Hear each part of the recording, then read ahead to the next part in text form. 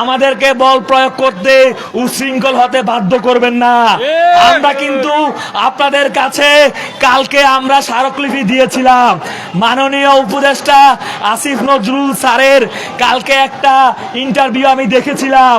আমাদের 5 জনের যে সমন্বয়ক টিম মন্ত্রণালয়ে গিয়েছিল, উনি সাংবাদিক যখন প্রশ্ন করেছিল উনি বলেছিল কোন টিম নাকি সেখানে যায় নাই।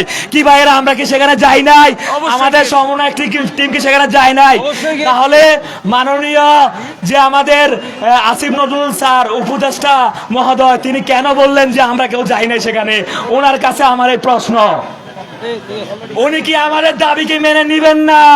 উনি কি আমাদের দাবি শুনবেন না? জাতির কাছে আমাদের প্রশ্ন। আমরা কিন্তু বোঝা নই, আমরা হতাশ।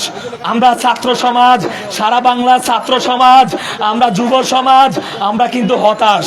আমরা এভাবে চাকরিহীনভাবে ঘুরে ঘুরে বেড়াতে চাই না। আমরা এই জাতির জন্য আমরা কিছু করতে চাই। আমরাও এই জাতির উন্নতিতে, আমরাও এই জাতির ডেভেলপমেন্টে আমরা অংশগ্রহণ করতে চাই। আমাদের পরবর্তী কর্মসূচি, আমরা আমাদের সহযোদ্ধা ভাই বোনেরা ভাইদের সাথে আমরা সবাই আলোচনা করে আমরা সিদ্ধান্ত নিয়ে আমরা 3টা বাজে আমাদের পরবর্তী কর্মসূচি ঘোষণা করব। আমি সাংবাদিক ভাইদের অনুরোধ করছি 3টা পর্যন্ত আপনারা সে পর্যন্ত ধৈর্য ধরবেন। আমাদের 5 জনের টিম আজকে আমরা সচিবালয়ে যাব। সচিবালয়ে গিয়ে আমরা আমাদের দাবি আজকে আদায় করব ইনশাআল্লাহ। আজকে আমরা বিজয়ী হব। আমরা কাল ক্ষেপণ করতে চাচ্ছি না, কেউ আমাদের সময় নষ্ট করবেন না। আজকে আমরা আমাদের দাবি আদায় করে ঘরে ফিরব। আমরা দাবি আদায় না করে আমরা কেউ এই শাহবাগ চত্বর ত্যাগ করব না। সবাইকে ধন্যবাদ।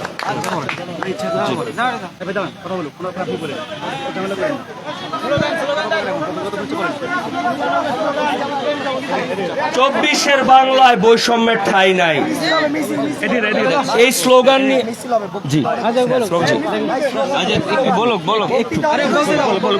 24-এর বাংলায় বৈষম্যের ঠাঁই নাই। স্বৈরাচারী সরকার নানান দলের নাম দিয়ে নানানভাবে আমাদেরকে অপদস্থ করেছে। শেষ পর্যন্ত আমাদেরকে রাজাকারী বানিয়ে দিয়েছিল। কিন্তু আমরা ছাত্র সমাজ লড়াই করতে করতে, জ্বলতে জ্বলতে, পুড়তে পুড়তে, এত সংগ্রাম, এত ত্যাগ, জেল জুলুম অত্যাচার স্বীকার করে আমরা রাজপথ ছেড়ে যাইনি। আমরা এই স্বৈরাচারকে তাড়িয়েছি। আমরা চাই মুক্ত স্বাধীন দেশে আমাদের যে 35-এর দাবি এবং শর্ত সাপেক্ষে বিভিন্ন জায়গায় উন্মুক্ত করা হোক বয়স সীমা, এই যে দাবিটা, এই যে যৌক্তিক দাবি, এই যে বিশ্বের সাথে তাল মিলিয়ে যে দাবি, এই দাবি বর্তমান বিশ্বে একটা স্বীকৃত সরকার, সেই সরকার মেনে নেবে বলে আমরা বিশ্বাস করতে চাই। আমরা আমাদের আন্দোলন চালিয়ে যাব যতক্ষণ না পর্যন্ত আমাদের আন্দোলন, আমাদের দাবি, আমাদের যৌক্তিক দাবি মেনে নিবে না, ততক্ষণ পর্যন্ত আমরা চালিয়ে যাব এই আন্দোলন। আমাদের দাবি কেন যৌক্তিক, আমি কিছু কথা বলতে চাই।